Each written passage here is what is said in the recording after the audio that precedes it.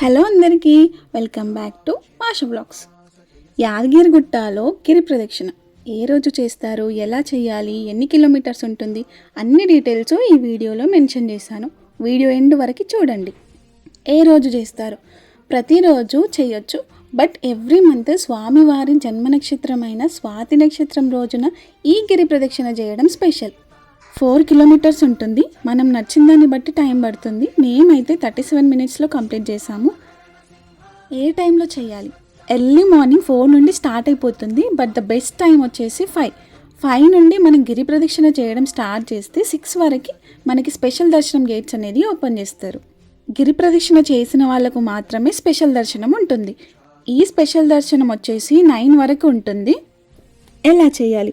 స్వామివారి వైకుంఠం మెట్లు అంటే స్వామివారి పాదాల దగ్గర కొబ్బరికాయ కొట్టేసి దండం పెట్టుకొని అక్కడి నుండి వెనక్కి తిరగకుండా మౌనంగా ఎవరితో మాట్లాడకుండా గిరి ప్రదక్షిణ చేయాలి అని అంటారు.